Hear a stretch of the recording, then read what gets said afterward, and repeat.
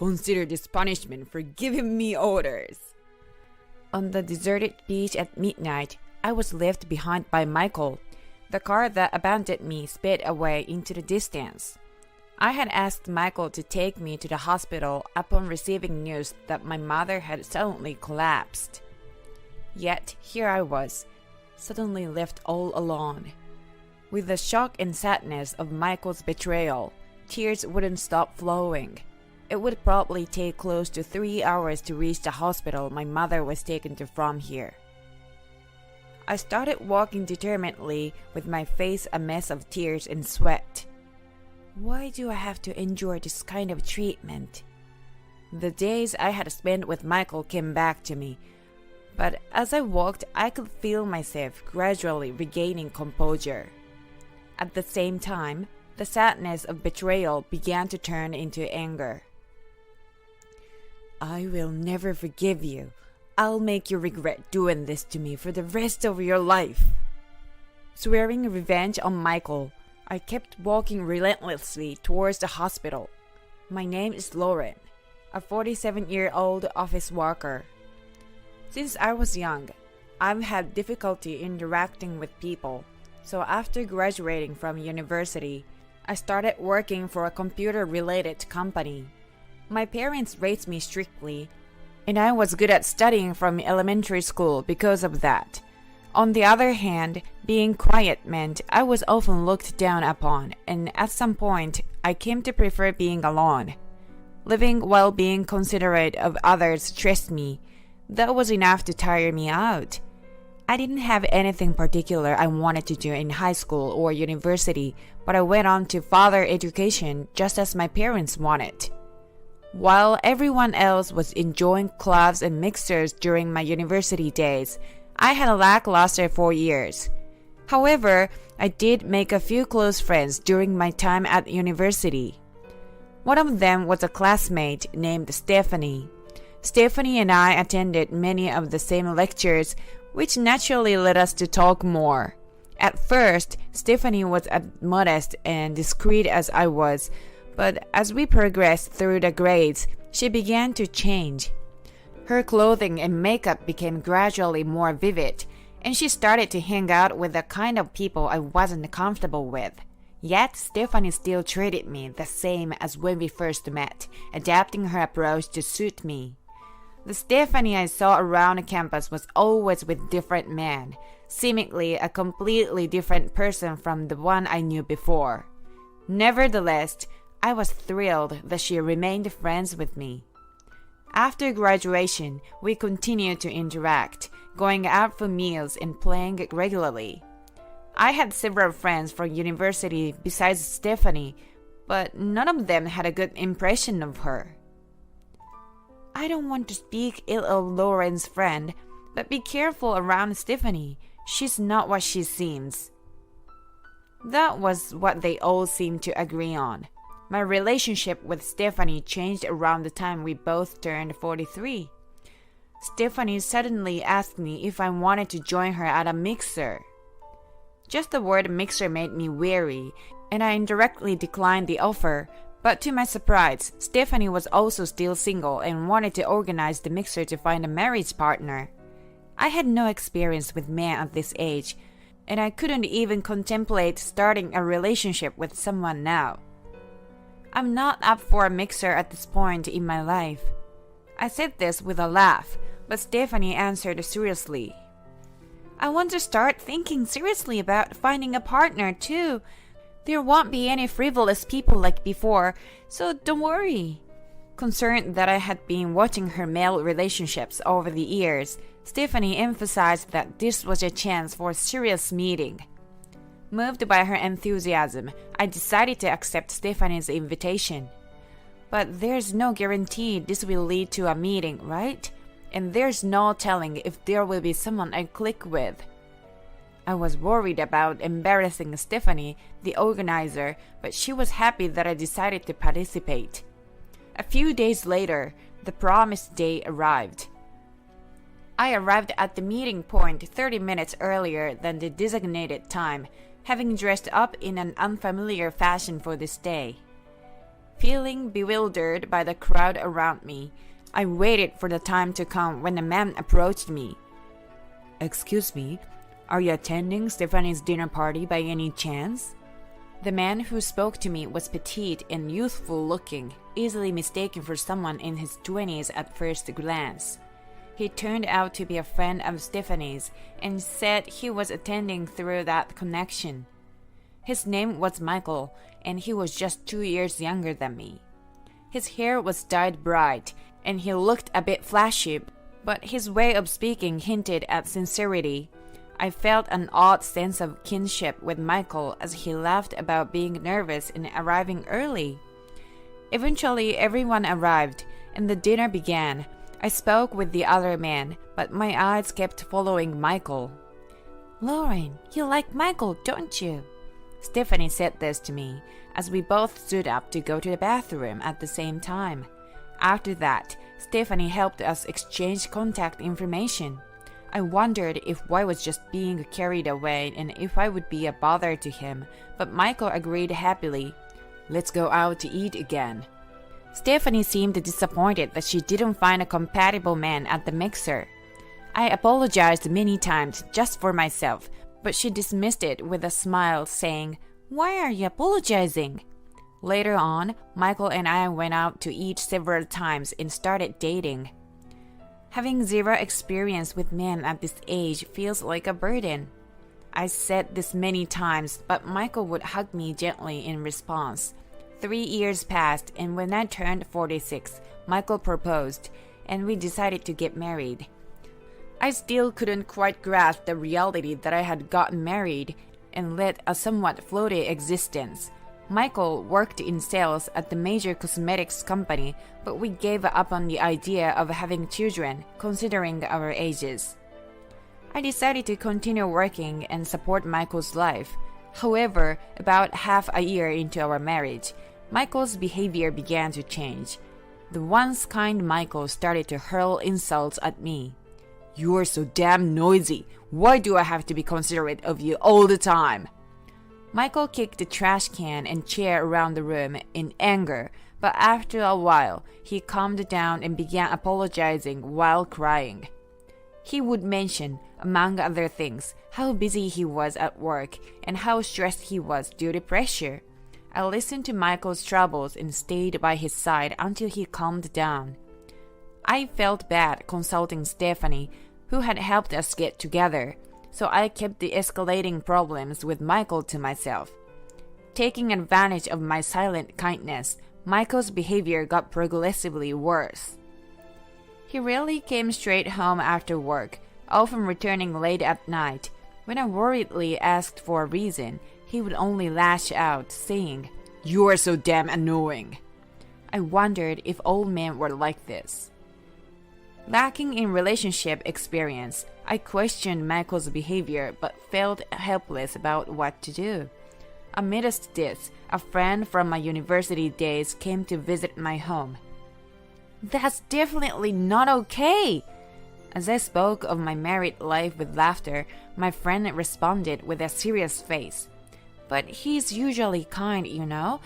After he gets upset, he apologizes." My friend shook her head in disbelief, saying, "I'm astounded." "Michael is taking you for granted because you don't say anything. If this continues, he'll do whatever he wants with you, and it'll be too late to fix anything." However, Michael had never been physically violent to me. Every day he works hard. Surely it's fine if he lets off some steam before coming home. If I nag him too much, I worry that Michael, who married someone like me, might start to resent me. I gave my friend a light response and started to wonder if there was any fault of my own.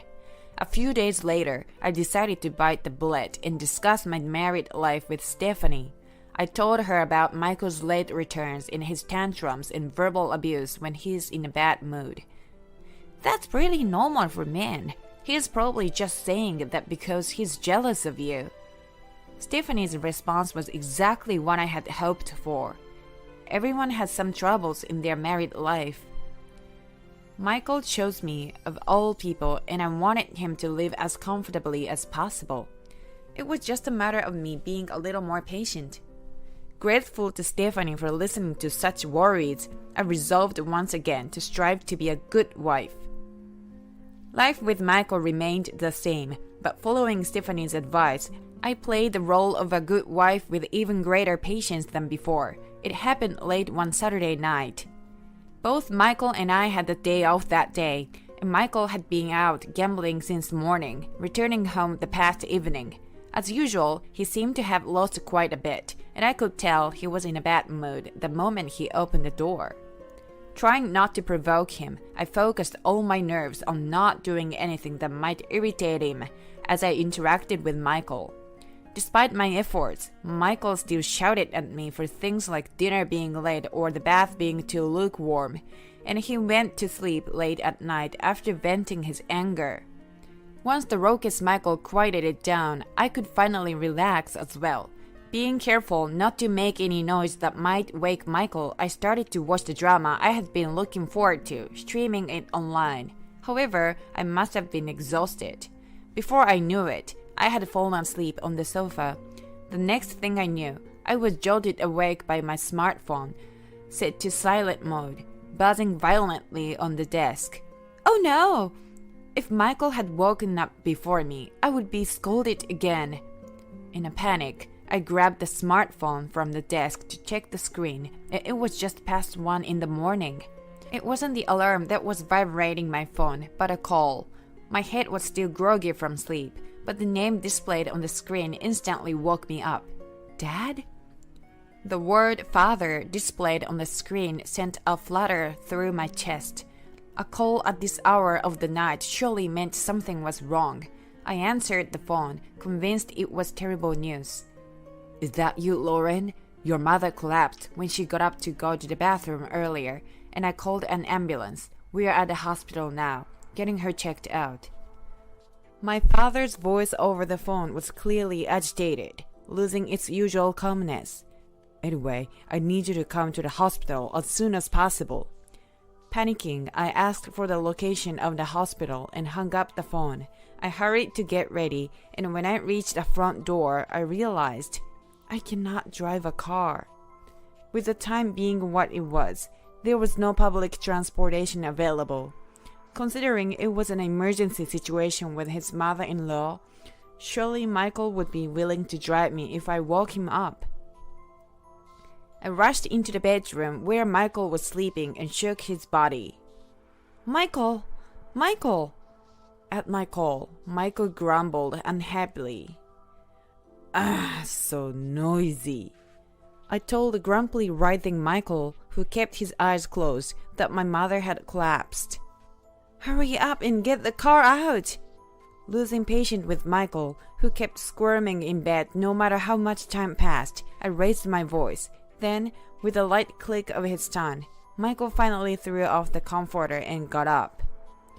Yeah, okay. Still in his sweat, Michael grabbed the car keys and walked briskly towards the car, leaving me behind. I'm really sorry for this time of night. Once I got in the car, I told Michael about the hospital where my mother had been taken and apologized to him repeatedly. Both of us were silent. The car drove towards the hospital on the deserted road. When we reached the coast where the sea could be seen on the left hand, Michael suddenly stopped the car. Sorry, can you buy me a coffee from the vending machine over there to help me wake up? Being made to drive at this hour after being woken up, he must not have been fully awake. Silently nodding, I opened the car door and jogged toward the vending machine. Let's see, Michael can't drink black coffee, so something sweet would be better, right?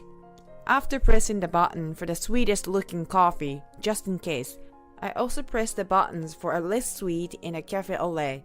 Michael opened the car window as I took the cans out of the dispenser and turned around. That's what you get for ordering me around! I thought Michael was shouting at me, but then the car suddenly sped off. I couldn't understand what was happening while staring dumbfounded at Michael's car speeding away. What had Michael said through the open window to me? Punishment for ordering me around? Standing in front of the vending machine with a can of coffee in hand, I was bumped into by insects drawn to the light of the machine. For a while, I couldn't grasp the reality of what Michael's words meant and the situation I was in. Were those words really meant for me? Was it some kind of joke? But then, recalling the emergency with my mother, I almost unconsciously started walking along the coastline. Blown by the lukewarm sea breeze, I just kept walking along the deserted coastline. Walking helped my panicked mind gradually regain calmness. Michael had left me behind. He lied about wanting coffee just to get me out of the car. He had left me here on purpose, with full malice. I have loved Michael and believed in him since I met him, but doesn't he love me? That can't be right. After shouting at me, he usually apologizes kindly, and he's always nagging about things for my sake. I was so rushed that I ended up wearing sneakers barefoot. My feet, rubbed raw by the shoes, began to throb with pain. Michael's betrayal and the pain in my feet made tears flow from my eyes before I knew it. Why? Why is this happening? Memories of my time with Michael raced through my head. There was worry for my mother, but the sadness of being betrayed by the first person I ever loved was overwhelming. With tears flowing ceaselessly, I still kept walking. It was only now that I realized I had left my smartphone in the car. My husband left me alone in the middle of the night in a deserted place, unable to call for help. If he truly loved me, he would have come back to help me immediately. If he would come back now and say, "I'm sorry," and hold me, I would forgive everything. Michael must have noticed the smartphone in the car seat long ago, but there's no sign of his car returning. With a messy mind and face, I continued down what seemed like an endless road. It's impossible to tell how much time has passed, but finally, when the feeling in my tired legs started to fade, I could see the hospital in the distance. Upon entering the premises, I found the after-hours entrance and gave them my mother's name. My feet were terribly sore from walking for so long. Emily Johnson. Upon hearing my mother's name, the security guard made a call somewhere and then kindly opened the inner door for me. I was bewildered after passing through the door, but soon I heard footsteps approaching from the other end. "Are you Mrs. Johnson's daughter?" The nurse who appeared around the corner checked my name and then took me to the waiting room where my father was waiting. In the corner of the dimly lit hallway, there were several chairs lined up, and my father stood in front of them, looking restless. "Lauren, what on earth have you been doing until now?" Upon seeing me, my father was shocked to see me sweating and dragging my feet. Seeing my father, I sighed deeply and collapsed onto a chair. Then, as calmly as possible, I explained to my father what had just happened in the order it occurred. "What is he thinking?" My father, usually a gentleman, frowned and started to show his anger at Michael's treatment. It had taken roughly 3 hours for me to get from our home to the hospital. The anger and disappointment towards Michael were great, but I was more worried about my mother's condition. My father, initially shocked by the terrible state I was in, eventually told me about my mother's situation. Fortunately, my mother had regained consciousness about an hour before I arrived at the hospital, and she was now resting in the intensive care unit. Neither Michael nor I could be reached by phone. My father had been quite worried that something had happened to both of us. While talking to my father, I could feel my affection for Michael cooling off rapidly. When I got home, I decided I would make things clear to him today. The discomfort I had been feeling until now was correct. I felt miserably stupid for being at the mercy of such a man, and I finally woke up. I decided to break up with Michael and waited for my mother's condition to stabilize. As my father and I sat waiting in the hallway chairs, his mobile phone began to ring. Yes, I see.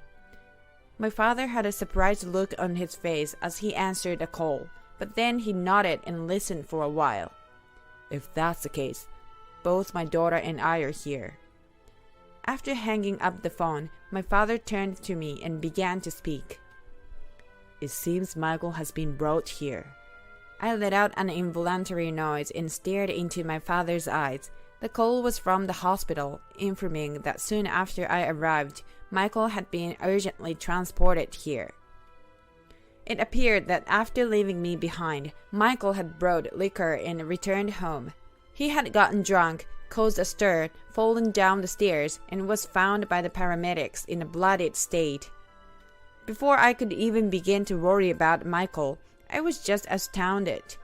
He had left his wife alone in the middle of nowhere at night, and this was the result. Knowing that his mother-in-law had been taken to the hospital, he calmly had a drinking spree. I felt pathetic and embarrassed to have lived with such a man. I heard that Michael had been treated and taken to a hospital room. I imagined that as soon as he saw me, he would start ranting. "It's all your fault." Even though I used to love him so much, now all I can think about are his unpleasant traits. It's embarrassing to be thought of as that man's wife by the hospital staff. With heavy steps, I went to the reception desk, asked for Michael's room, and then visited it alone. Michael was lying in the bed, his head and body wrapped in bandages. When he saw me enter the room, anger flashed in his eyes and he opened his mouth to speak. Despite his miserable state, it was clear he was trying to use me as an outlet for his stress. "Where the hell have you been?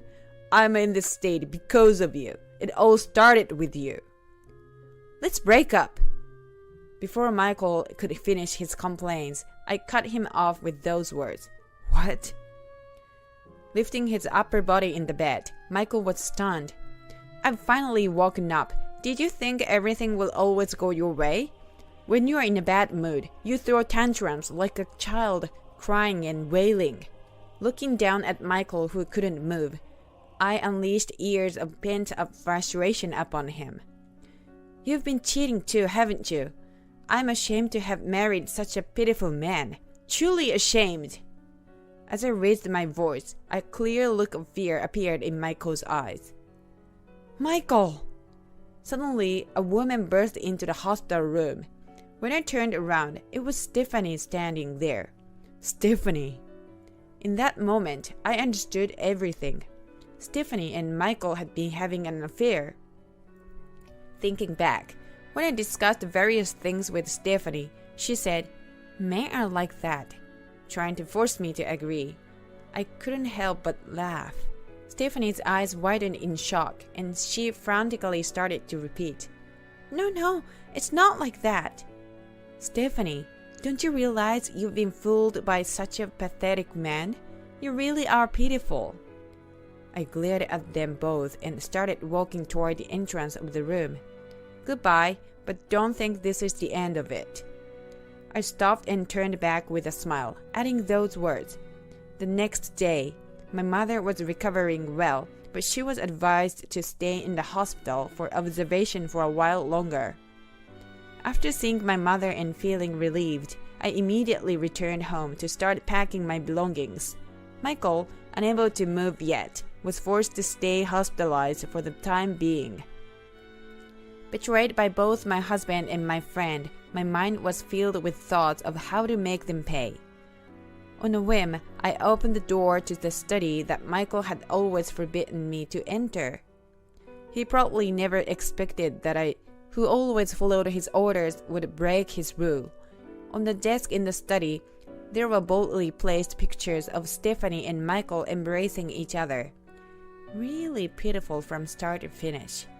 I took pictures of them with my smartphone camera and then left the house where we had lived together. After returning to my parents' house and leaving my belongings there, I headed to a law office recommended by a friend. The lawyer, skilled in disputes such as divorces, smiled contentedly after I explained the situation and showed the pictures of Michael and Stephanie. "You have evidence more than enough. Both of them will regret this for the rest of their lives." I felt a twinge of fear at my calmness, but I was determined to take revenge. The next day, early in the morning, I received a call from Michael. "What the hell have you done? I've been fired from my job." I could visualize Michael crying over the phone. In fact, the day before, I had called his company pretending to be the dutiful wife. "You may have heard from my husband, but I'm embarrassed to say he got drunk, started a fight, and fell down the stairs." "Oh, a traffic accident? No, that's not it." Indeed, Michael had lied to his company about being hospitalized due to a traffic accident. Knowing this, I intentionally pretended to be unaware and contacted his company. I had anticipated the subsequent questioning after they realized the report was a lie. I explained the situation in detail, including how I had been abandoned in the middle of the night and about the affair. As I had aimed, Michael, who was the face of sales at his company, was fired. The company must have thought it was only a matter of time before a man immersed in wrongdoing would harm them. To add insult to injury, a claim for compensation was made against Michael. Stephanie received the same message, and both were now obliged to pay a substantial sum in damages. When told that the pictures left unguarded had become evidence, Stephanie turned her anger on Michael, blaming him continuously. They were two people blinded by desire, but in the end, that was the extent of their relationship. Their attempts to shift the blame onto each other solved nothing. They broke up amidst arguments and lost everything. Michael lost not only his jobs but also had to sell his home. Rumors about Stephanie's misdeeds quickly spread, and she apparently lost her job as well. She called me several times, crying and asking for forgiveness, but naturally, I could not accept it. They would have to spend a lifetime reflecting on the cost of betraying someone. After the divorce from Michael was finalized, I was single again. My life felt like a lie for several years, and the quiet routine of my earlier days returned. Having received substantial compensation from both of them, I took some time off to care for my mother. Indeed, some people might consider going on a healing journey or a trip to mend a broken heart after going through such tumultuous events. But as you reflect on the whirlwind of the past few weeks while resettling in your family home, it seems you are finding solace in the quiet contemplation and the return to everyday life. Mother, having recovered well enough to return home, appears to carry a sense of guilt over the events that led to my divorce. "I wonder if all this happened because of me." With a laugh, I quickly dismissed her concerns. No, it was a wake-up call. I'm embarrassed that I ever married such a guy." Still, as mothers often do, she worries about me, repeatedly asking if there is someone suitable out there for me. Friends who've learned of my situation offer comfort but also scold me, perhaps out of protective concern. They repeat that they had warned me about Stephanie multiple times, yet there's a sense of relief on their faces now that I'm out of that situation. "This time, you just happen to get tangled up with the wrong guy. You'll find someone good in your own time." While the thought of new love might be too much to contemplate at the moment, I wonder if there will come a day when I'll fall in love with someone else. Having felt for a long time that love is not the only source of happiness, my feelings are understandably mixed. Yet now, I have an unexpected financial buffer that allows me to laugh in the face of adversity, a far cry from the days of walking on eggshells around Michael. Compared to those days, I feel happier now. I plan to indulge in my parents' kindness for a while, living life as I please, and I'm open to the possibility that when I'm tired of being alone, a new and meaningful encounter might just be around the corner. This ordeal has shown me a side of myself that I didn't know existed, the courage to face challenges head-on and overcome them. Yeah, I can do anything now. And with that resolve, I'm ready to take the following steps into my new life. I chose Emma's favorite chocolate cake for the cake. You like chocolate, didn't you? Mom, if you eat that, you'll die. Catherine quickly swapped my cake with Kevin's. I hesitated and then took a bite of the cake. Catherine started eating her cake too. Kevin was bragging about how he had reserved this cake a month in advance and how the crushed nuts on top were delicious. Suddenly, he began to choke. Kevin's face rapidly turned red. He struggled to breathe, started to froth at the mouth, shivered, and then collapsed onto the floor. My name is Emma. I am 36 years old and work at a food inspection company. I live with my husband, Kevin, who is 2 years older than me, and our 7-year-old daughter, Catherine. I met Kevin at university. We both started working and began dating a little while after that. We got married 2 years later. The next year, our daughter Catherine was born. Catherine was slow to develop. She began walking at 2. We were very worried and consulted various doctors, but nothing seemed wrong. Every hospital said, individuals vary. Let's wait and see. At first, Kevin was very concerned. However, as Catherine neither talked nor walked, he grew distant from her. My mother-in-law, Kay, had also decided that Catherine had a disability, so she disliked and wouldn't even hold her. Only my father-in-law was affectionate with Catherine. He often said she was unique and lovely, and that always made me happy. Before our marriage, Kevin was very kind. But due to issues with Catherine, he was always in a bad mood at home. If something didn't please him, he'd bang on the table, stomp on the floor, or just make loud noises. Every time he did that, I would tense up and shrink back.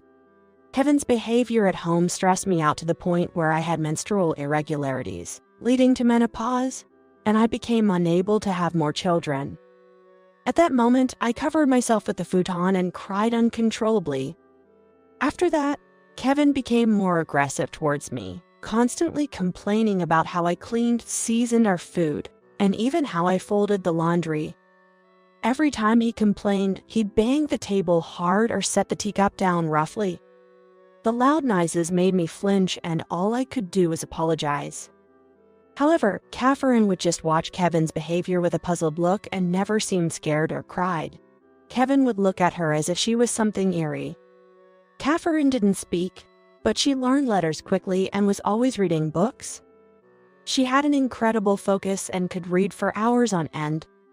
By the time she was in the senior class of kindergarten, she was engrossed in encyclopedias and children's books rather than picture books. I believe she understood some difficult words by then as well. When it was time for Catherine to go to elementary school, because she barely spoke, it was suggested she might have a developmental disorder and that she should attend a special needs class. When I consulted Kevin about this, he was furious. "Are you kidding me? Why should my child go to a special school?" Kevin slammed a cup onto the table. All I could do was flinch and cower. "Anyway, you figure it out. I won't accept such a disgrace." Kevin stomped off to the bedroom. While I was lost in thought, Catherine gently rubbed my back with her tiny hands. "Thank you." Crying, I hugged Catherine. "Catherine, it's not your fault." The next day, I received a call from Kay. "Are you planning on sending my granddaughter to such a class? If the neighbors find out, it'll be too embarrassing to even walk outside. If that happens, it's all your fault." Kay just said what she wanted and then hung up the phone. Neither Kevin nor Kay were truly concerned about Catherine. All they cared about was how they were perceived by others. After consulting various people, including community counselors, school teachers, and municipal office staff, it was decided that Catherine would attend a regular class rather than a special needs class. The students, parents, and teachers of the special needs class were all wonderful people, and I personally felt that this class would have been a better fit for Catherine. However, since both Kevin and Kay were against the special needs class, I could see that they would strongly oppose it if I suggested enrolling her there, so I couldn't bring it up. When Catherine started elementary school and I had some free time, the company where I had been working as a temp offered me a full-time position. The job was fun and rewarding. Compared to the suffocating atmosphere at home, I cherished the feeling of being needed and relied upon at work. I decided to discuss this with Kevin. As expected, Kevin was hesitant. "My current company has offered me a full-time position. I really want to work there as a regular employee." Kevin crossed his arms in a condescending manner. Make sure you keep up with the housework or even do better than now. But I'll need you to help out a bit too. Kevin glared and banged the table. Housework is a wife's job, right? You're mistaken if you think I should help. After pondering for a bit, Kevin grinned. Fine, I'll ask my mother. She can take care of the house. I was taken aback. Could I bear having Kay, who we barely got along with, coming to our home? In the end, Kevin gave Kay a spare key, and she began coming to our home almost every other day. Whenever Kay came over, it was a constant barrage of snide remarks. You haven't cleaned it all, have you? Poor Kevin having to live like this. How were you raised to clean like this? Since Kay started visiting, I've been even more meticulous with my chores. Yet, she still nitpicks and complains about everything I do. For several weeks, I endured the bullying, but finally, I couldn't take it anymore and told Kay that I would take care of the house properly, so she didn't need to come over. Reluctantly, Kay agreed and stopped coming. However, just as I felt a sigh of relief, Kevin began to frequent his parents' house more often. Kevin always loved his family home, and his visits there increased. After some time, when Catherine was in her second year, my father-in-law, who had always been so energetic, suddenly passed away. He was the only one who was truly kind to Catherine. At the funeral, what struck me as odd was seeing Kevin and Kay occasionally exchanging glances and laughing. Weren't they sad?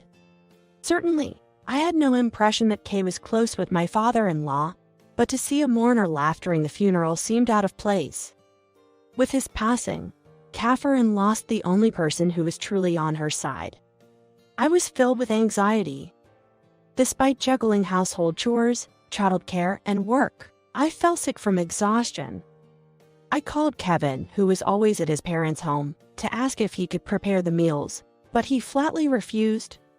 Even when my mom was sick, she never asked my dad to do anything. I don't want to catch anything from you. I'll stay at my parents' house for a while. With that, Kevin hung up. He didn't come home for an entire week.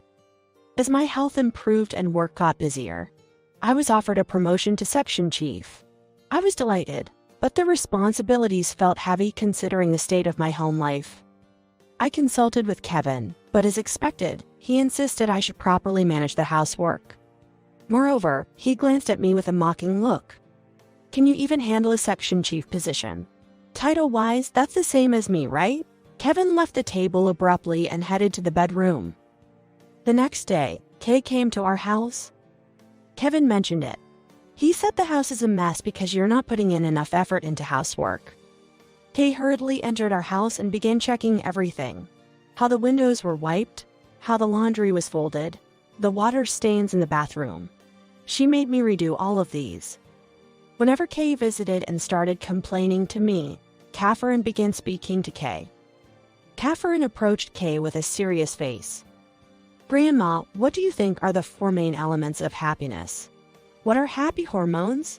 Taken aback by Catherine's rapid-fire questions, Kay looked utterly bewildered. It's probably been a while since Kay heard Catherine's voice. You can speak normally, can't you? Answer my previous question. Kay, possibly not understanding the question, tilted her head in confusion. Oxytocin, serotonin, dopamine, endorphin? Increasingly perplexed, Kay looked at me with an anxious expression. They're neurotransmitters mainly secreted from the pituitary gland in the brain. Lately, Catherine has been reading a lot of medical books. Kay, while being taken aback, listened to Catherine's explanation. Catherine continued to passionately talk about the relationship between neurotransmitters and diseases and substances related to sleep. Overwhelmed by Catherine's focus, a worn-out Kay eventually went home. Thankfully, I was spared from her nagging that day. On my birthday, Kevin, returning from a business trip, bought a birthday cake. It was the first time he had ever bought something for me since our marriage. While he would give Kay souvenirs from every trip and brand-name scarves, wallets, or bags for her birthdays, he had never bought anything for Catherine or me. I was surprised, wondering what prompted Kevin's act. While I was in shock, Kevin showed me the cake box. Thank you for everything. I love you. I'll put this in the fridge. Let's eat it later. I got goosebumps from Kevin's uncharacteristically sweet tone. Catherine, seemingly displeased with something, took a mineral water from the fridge, glanced at the cake, and went to her room. Since Catherine stayed in her room, the two of us went ahead with the meal. Throughout dinner, Kevin kept smiling at me, throwing out overly sweet words that felt insincere. "I'm sorry for always leaving the household chores to you. I'll start helping out more from now on." "Thanks." Kevin's words made me uncomfortable, but I didn't want to spoil his mood, so I just nodded along. After the meal, as I began clearing the dishes, Kevin took out the cake box from the fridge. When I tried to prepare a plate and knife, he motioned for me to sit down. "It's okay, I'll handle it." Kevin served the cake on plates and brought them to the table. Honestly, I felt uneasy about Kevin's behavior. "I got your favorite, a chocolate cake. You like chocolate, right?" I couldn't bear being alone with him any longer, so I decided to call Catherine. "I'm going to call Catherine. Please wait for a moment." I hurried to Catherine's room. She seemed to be researching something on an old computer that I no longer used. "Mom, you shouldn't eat that cake." "What? Why? Just trust me right now." Catherine looked at me with an intensely desperate expression, one I had never seen before. Anyway, I decided to trust Catherine. Catherine then took my hand and led me back to the living room. "So, shall we eat? Hey, we don't have forks." Normally, I'd immediately go to the kitchen, but Catherine was gripping my clothes tightly, preventing me from moving. "Oops, I forgot it. I'll get it now." Kevin cheerfully got up from the table. Just then, Catherine whispered to me, "Mom, if you eat that, you'll die."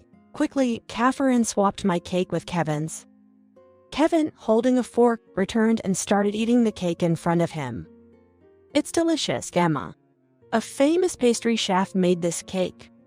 I cautiously took a bite of the cake. Catherine started eating her cake as well. As Kevin proudly talked about reserving the cake a month in advance and how the crushed nuts on top were delicious, he suddenly began to choke. Kevin's face turned bright red, his breathing labored, foam came out of his mouth, he started shaking, and then collapsed on the floor. It looked like an anaphylactic shock from an allergy. Both Kevin and I have a buckwheat allergy, but what we were eating was cake. It shouldn't contain any buckwheat. Confused and frozen in place, Catherine spoke to me in a calm voice. "Mom, call an ambulance." Catherine handed me her phone. Snapping back to reality, I called for an ambulance. Catherine turned Kevin on his side and asked me to hit his back hard. Following her instructions, I hit his back, and Kevin spat out the cake he had eaten. He seemed to breathe a bit easier. Kevin appeared to be in a daze, muttering, "Buckwheat, buckwheat." Even in the ambulance, he kept muttering. Hearing this, a paramedic asked me to stay by his side. I did as told and sat next to Kevin. At the hospital, after receiving treatment, Kevin's life was saved. He was advised to stay in the hospital for a few days for observation. I wondered how Catherine knew something life-threatening would happen. With this thought in mind, I completed the hospital admission procedures and went home. As soon as I got home, Catherine showed me a candy wrapper she pulled from the trash. Dad threw this away in the kitchen trash. It was a wrapper for cookies made with buckwheat flour. Catherine continued explaining. The cake box Dad bought had a seal that was half peeled off. Catherine said when she checked the kitchen trash, she found a candy wrapper she'd never seen before. She looked it up online and discovered it contained buckwheat flour. She then warned me, "Even now, I can't believe the crushed nuts on the cake were from crushed buckwheat cookies." I remembered Catherine's words, "Mom, if you eat that, you'll die," and shivered. If Catherine hadn't acted quickly, I would have been the one eating that cake now. The thought of being the one on the hospital bed scared me to my core. Could Kevin have tampered with the cake intending to harm me? I took out my phone, ready to make a call. I need to inform the police right away. I think it's better not to. Wait, why? Dad was the one who collapsed. If you inform the police, they might suspect you. Catherine's words made everything go dark before my eyes. Indeed, what Catherine said made sense. Informing the police might result in me becoming a prime suspect. A feeling of despair overcame me. "Don't worry, Mom. I'll handle it." Catherine went to Kevin's study and started looking for something. Kevin had told us never to enter, and I rarely had. Catherine opened a drawer and began flipping through a notebook. "That is miraculous. He must have left something written down." Catherine stopped flipping and showed me the notebook. What was written there was shocking. My father-in-law had been victimized in the same manner. The notebook had buckwheat flour cookies, crushed and pinched, mixed with sprinkles written on it. Furthermore, Kay was involved in this terrifying plan. They were conspiring together. At the bottom of the page, it read next is Emma's birthday. I inadvertently gripped the notebook tightly. "It's okay. Really?" Catherine strained her voice, speaking to me. That's when I realized I was shaking more with anger than fear. How dare they target me after my father-in-law? I swore in my heart, I will never forgive Kevin and Kay. I concealed my determination and spoke to Catherine. "This notebook can be used as evidence, right?" Catherine regretfully shook her head. "Unfortunately, it won't. If they just say they wrote fantasies, it's over. Plus, Grandpa's already bones. There's no way to investigate." I looked down deep in thought. "You're right. Without evidence, they can make any excuse." Catherine firmly grasped my hand. "I'll find the evidence. I'll definitely protect you, Mom. Let's send those two to prison." Encouraged by Catherine's words, I nodded powerfully and squeezed her hand back. If they're up for it, so are we. For Catherine's sake, too, I resolved to defend my life and avenge my father-in-law. Catherine and I swore vengeance against Kevin and Kay. Catherine and I began preparing for the final showdown. First, the plan was to lure Kay into our house. I asked Kay to teach me how to cook Kevin's favorite dish, saying I wanted to make a delicious meal for Kevin when he gets discharged from the hospital. Without any suspicion, Kay came over. I disliked every second of being with her, but I endured it as she taught me to cook in the kitchen. Meanwhile, Catherine searched Kay's bag and found the buckwheat cookies. Catherine swiftly took out just one cookie. The next day, I took the cookie to my company and requested a composition test. I never thought that working at a food inspection company would come in handy like this. A few days later, Kevin was discharged from the hospital. I told Kay I was preparing a celebration for Kevin's recovery and asked her to pick him up. While waiting for Kevin to return, Catherine and I prepared his favorite dishes on the table and waited for the two of them. By the time the preparations were finished, Kevin returned with Kay. Catherine went to the entrance to welcome them. Holding Kevin's luggage, she guided them to the table. I made today's dish with Mom, following Grandma's recipe. Kevin happily began eating the food laid out on the table. Kay also seemed to enjoy her meal. After a while, a puzzled expression appeared on their faces. "Hey, Mom, that thing." Kevin whispered something to Kay and gave her a look. "No way." Kay looked at something on the table, her eyes widening in shock. She must have been truly surprised as she dropped the fried chicken she was holding with her chopsticks. And she didn't even realize she'd dropped it. Kevin and Kay didn't touch the food anymore. I deliberately spoke to Kevin. "Was the seasoning okay? I guess I can't make it as good as your mother does." The two of them mumbled words like, "No, it's not like that, it's delicious," all the while looking down. I gave them my biggest smile. This seasoning not only tastes good but also seems to give energy. My father-in-law told me about it. Kevin and Kay began to shiver as if they were cold. But I didn't care and kept smiling. Catherine sprinkled this seasoning over their rice. Catherine reached out for the seasoning. "Stop it.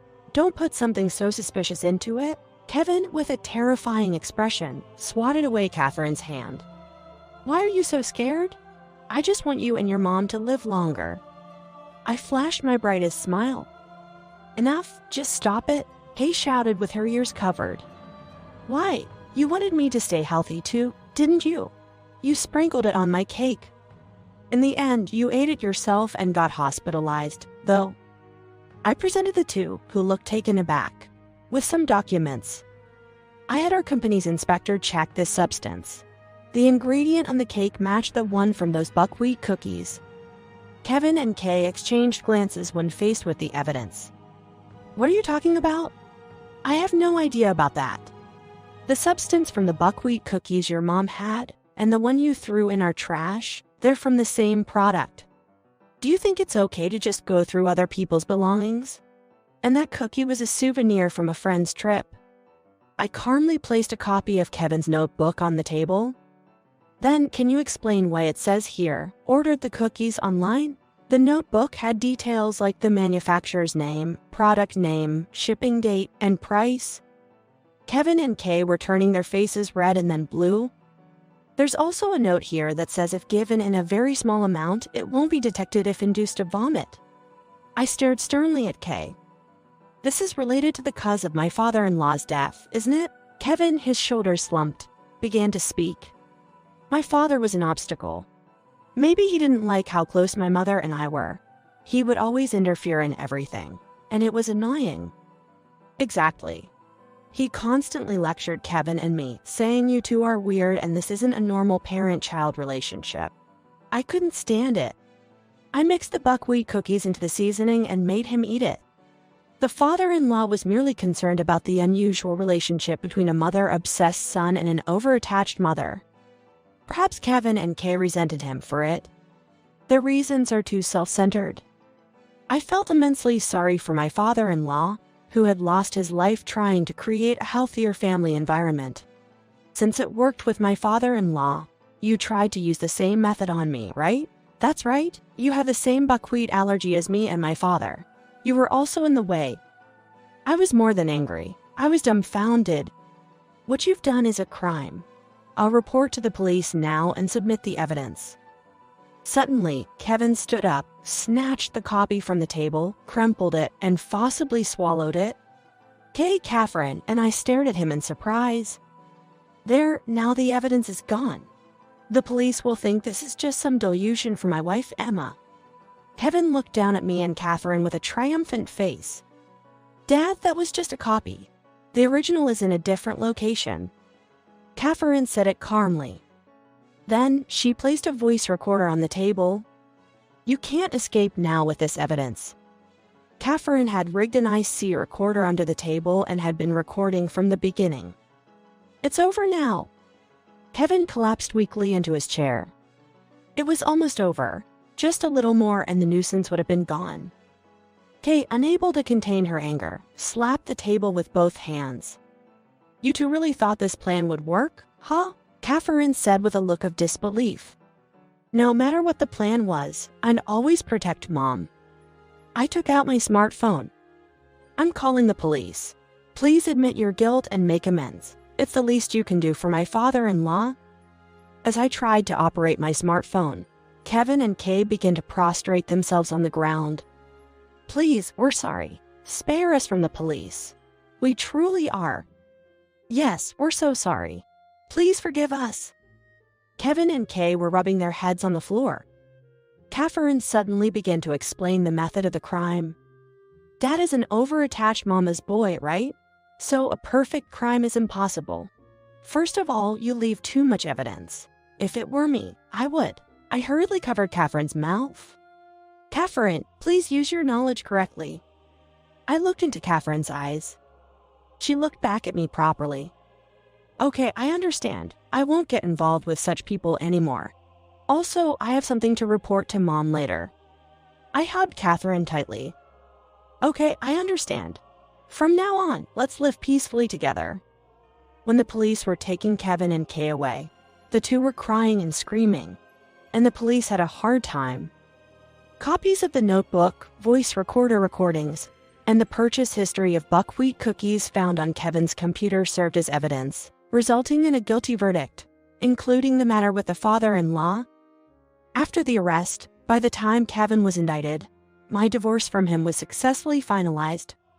I received $660 as compensation from both Kevin and Kay. Kay used the proceeds from the sale of her family home to make the payment. Although Kevin had no income to pay child support, the money from the sale of his house was allocated for it. This meant that Kevin and Kay had no place to return to once they were released.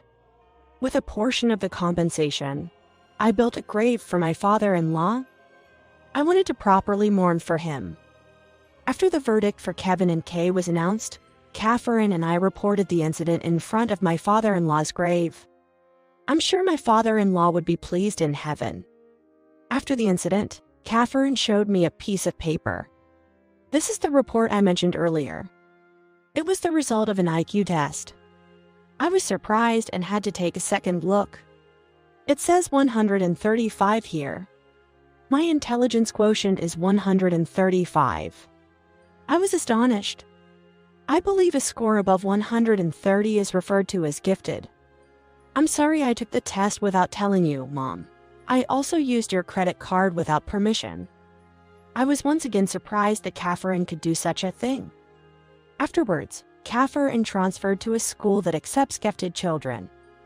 Though Catherine still struggles with communication and doesn't speak to anyone, she likes the environment where no one minds and she can study what she's interested in as much as she wants. She's happily attending. Living with Catherine has been enjoyable, and my work is fulfilling, making my life feel enriched. Thanks to the vibrancy in my daily life and my improved complexion, people often tell me I look younger. Since we started living together, Catherine frequently gives me hugs. When you do this, a lot of the happiness hormone oxytocin gets released. I still don't quite understand where oxytocin comes from, but it certainly makes me feel happy. And fortunately, my menstrual cycle has returned. Is it thanks to the happiness hormone, as Catherine says? I hope to keep living with Catherine, never losing our smiles. My in-laws run a screw factory. My father-in-law, Bill, who is the president, and my husband, who is set to be his successor, are arrogant and inept leaders. The factory is actually sustained by my mother-in-law and sister-in-law. I invited this family to the diner my mother runs. There, my father-in-law and my husband spewed rude remarks, resulting in my father kicking them out. Still feeling unsettled, my father decided to execute a certain plan for the sake of Megan and Amy. My name is Diane, and I am 27 years old. My husband, Tom, is 3 years older than me. We've been married for a year, but we don't have any children yet. As mentioned, my in-laws run a screw factory. My father-in-law took over the business from his father, and now my husband is set to be the next successor. Apart from them, the family consists of my mother-in-law, Megan, and sister-in-law, Amy. Megan provides essential support in the office, ensuring that the staff can work smoothly. I also work as a clerk, and she has been incredibly helpful to me. Meanwhile, Amy works hard on the factory floor, sweating alongside the other workers. Both Megan and Amy are adored and respected by the employees. On the other hand, the president, my father-in-law, Bill, and vice president, my husband, Tom, have zero trust from the staff. They rarely visit the factory floor, perhaps once a week if we're lucky, and spend most of their time in the office, acting arrogant. Many employees resent these inept leaders. The stabilizing presence of Megan and Amy is immeasurably important. I learned from Megan that Amy has always been a meticulous and hardworking person, gifted with skilled hands. Conversely, my husband is clumsy and fickle, easily giving up on tasks he initiates. Although most employees believed Amy would inherit the factory, Bill chose my husband. The reason? Simply because he thought it's customary for men to inherit businesses. Upon hearing this from Megan, I felt it was ludicrous to let someone without skill or trust take over such an essential factory. The reason I ended up marrying such a man was that I was deceived by his outward appearance. We met through mutual friends. A friend, concerned about my long single status, introduced me to him at a gathering. On the outside, he seemed impressive, passionately speaking about taking over the family business and making their screws internationally renowned.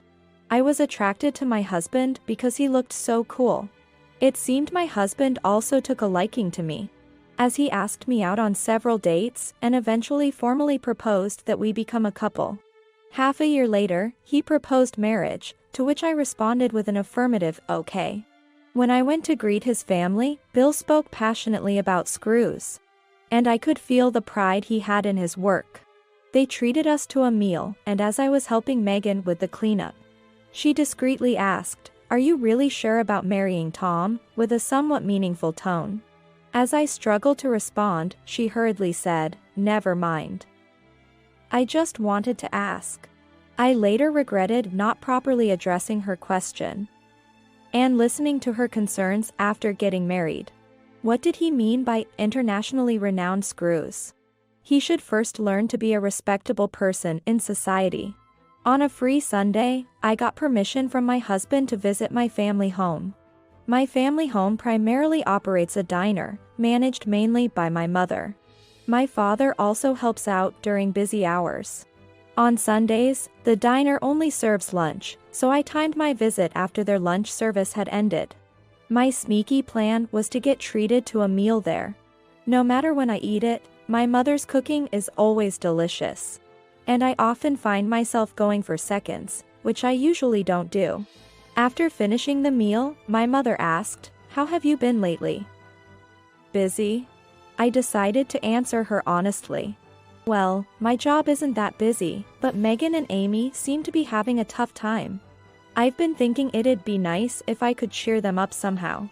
Then her mother suggests, "Why not invite them here? I'll go the extra mile and cook lots of delicious dishes." "That might be a good idea. Your cooking has a healing effect. And I think it would be great for the two of them who are tired. If Diane is okay with it, would you also invite Tom and Bill?" "Why?" "I think it'd be better if it's just the ladies. I want to see just how clueless they are." "I also want to see how they treat you." "Really?" "It seems like they might say something rude. We have our own ways to handle it, don't worry." "All right, I'll invite them." And so, my mother decided to invite my in-laws to her restaurant. First, I talked about this to Megan and Amy. "Megan, Amy, my mom wants to invite you both to our family restaurant for dinner. Would that be possible? It's a kind offer, but won't we be interrupting their business?" "It's fine. They're closed on Sunday nights. So if you could adjust your schedule, it should work out." "Really? In that case, maybe we'll take you up on the offer, right, Amy?" "Yes, I've been wanting to try your mother's cooking. Isn't it a famous diner in the neighborhood?" "Well, not really famous. But I can vouch for the taste of the food." Having successfully invited Megan and Amy, I next wanted to discuss inviting my father-in-law and my husband as well. My mother said she'd love for Bill and Tom to come too. "Do you think those two will agree easily?" Amy seemed concerned. "I'm worried about that too." However, Megan optimistically said, "If you tell them they can eat delicious food for free, they might just agree." "You think? Those two love food and are weak to the word of free. I'm sure they'll agree." Feeling reassured by Megan's words, I decided to talk to Bill and Tom that night. "Bill, Tom, I have a favor to ask." "What is it?" "Why so formal? I'd like both of you to come to my parents' home." "Isn't that where your mom runs a diner?" "Yes. When I went home the other day, my mom said she'd love to invite everyone. Would you like to come?" "What do you think, Dad?" "Sounds troublesome." He didn't seem keen, but as Megan had predicted, he changed his tune when I persisted. "On Sunday night, just for us, my mom said she'll cook special dishes. Of course, it's on us. Please come and enjoy the meal." Upon hearing this, Bill's attitude began to change. "Isn't that diner quite famous? If you're inviting us so earnestly, maybe we should go." "Yeah, Dad. We're being invited, after all." True to Megan's prediction, the word free made Bill and Tom change their minds. Though they acted nonchalantly, saying, "We'll go," I could sense that they really wanted to go. As expected, Megan, having been married for many years, it seems she knows exactly how to handle her husband. And so, I successfully invited my in-laws to my mother's restaurant. The following Sunday evening, I returned to my childhood home with them. My mother was quietly cooking in the back of the kitchen, and my father greeted us. Thank you for coming all the way here today to accommodate my wife's wishes. The meal will be ready shortly, so please wait a moment. As my father returned to the kitchen after the greeting, my mother stopped her cooking to greet us. It's been a while, hasn't it? Since the wedding of the two of you? It's good to see everyone looking well. Then, Megan spoke on behalf of everyone. Thank you for inviting us today. We've wanted to dine here for some time, but the timing never seemed right. Everyone was looking forward to today. My mother, apparently pleased with Megan's words, returned to the kitchen to cook the meal. As soon as she disappeared from view, Bill muttered, "This restaurant and its owner both look old and dirty." I heard his words, and my husband joined in the mocking. "You're right, Dad. I didn't notice at the wedding, but isn't Diane's mother too old? If I knew the restaurant was this rundown and dirty, I might not have come. Yes, eating in such a filthy place might make us sick." Their insulting remarks grew louder, and finally, my mother, who was about to serve the food, overheard them. She placed the dishes heavily on the table. Soon after, my father brought out more dishes. Sensing that they had been overheard, my father-in-law and my husband became restless. "I don't want the likes of you to taste my beloved wife's cooking. Please leave immediately." "How rude. You invite us and then tell us to leave? The rudeness is on your side. Don't think you can insult my wife and get away with it." With that, my father grabbed Bill and Tom by the arm and dragged them out of the restaurant. Closing the door with a sharp sound, he turned to us with a smile as if nothing had happened. "Now, let's eat while the food is still warm." Everyone was stunned by the sudden turn of events. But Megan quickly said, "Let's eat," and a pleasant meal began. Megan and Amy drank and began complaining about Bill and Tom. "They're both so useless. We run the factory, and they don't even notice. The employees hate working under them. I wish Amy would take over the company. Don't you think so, Diane?" Just as I thought she was complaining, she turned the conversation to me. "I agree with you. It's hard to understand why such a competent person Amy is treated this way. She deserves better." "Thank you, Diane. I never get used to being bossed around by those two. Because of the two of them, there are still tasks that can't be done efficiently. There are so many things I think I would do differently." My parents smiled as they listened to our complaints. As soon as the complaining stopped, my mother spoke.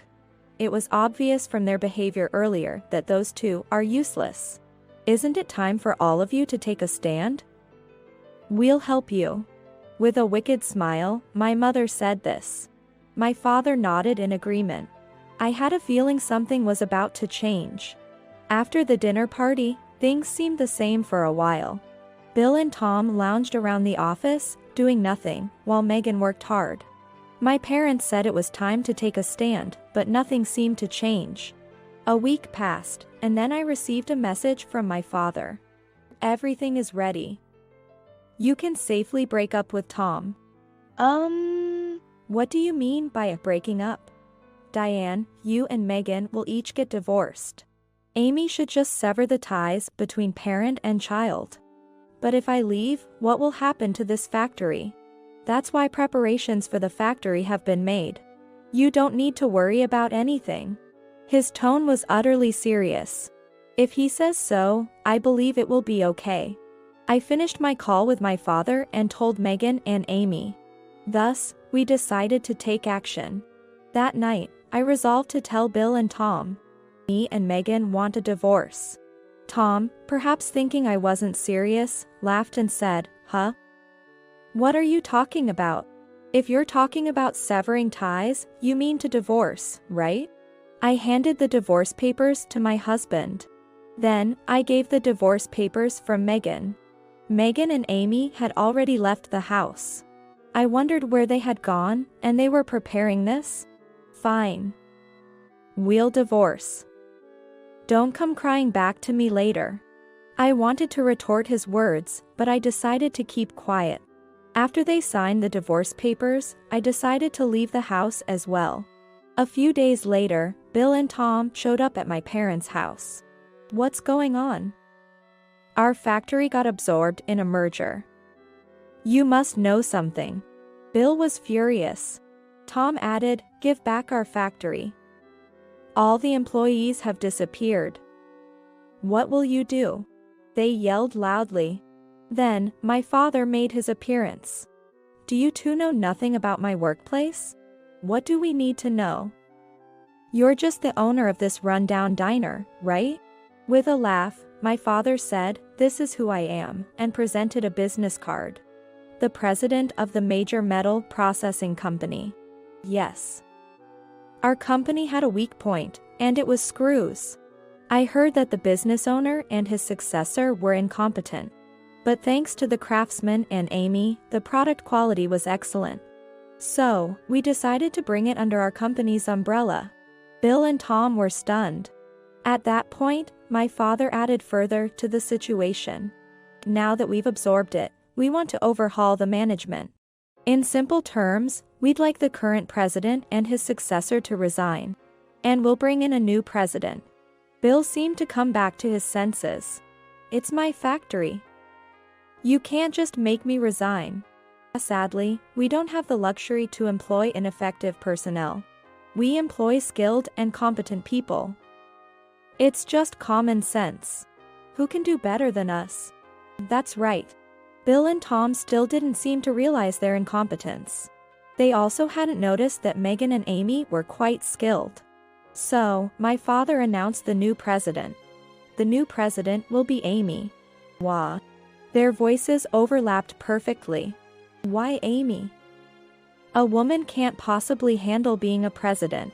However, all the employees have said that if you two remain in charge, they will quit. Without the craftsmen, how do you intend to continue the screw factory? Bill and Tom were left speechless. I really wanted to have a smooth business partnership. But you two ridiculed my wife and this diner, didn't you? Making fun of what my wife has been working so hard for is unforgivable. People who can only look down on others have no foundation for managing a company. The real reason my father was angry was because they made fun of my mother. Moreover, after listening to the grievances of Megan and Amy, he came up with this idea. With Amy becoming the president and Megan supporting her, the employees would return. It turns out the employees were really fond of them. As for the two pitiful men, stripped of their positions as president and successor, they received a small severance pay and were forced out of the screw factory.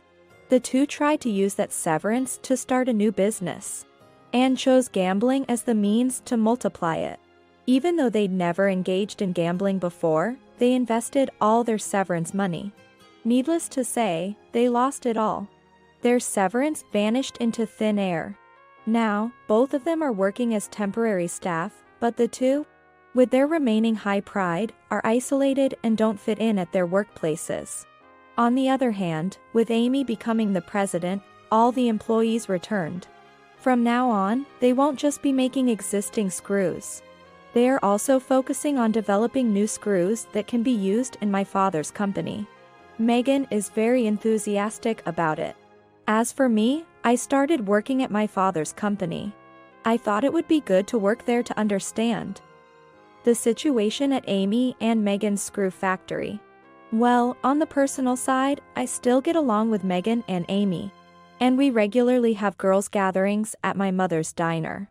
My father also wants to join us, but my mother won't let him. So, he watches us from afar. That's how things have been for us lately. I want to cherish this relationship in the future.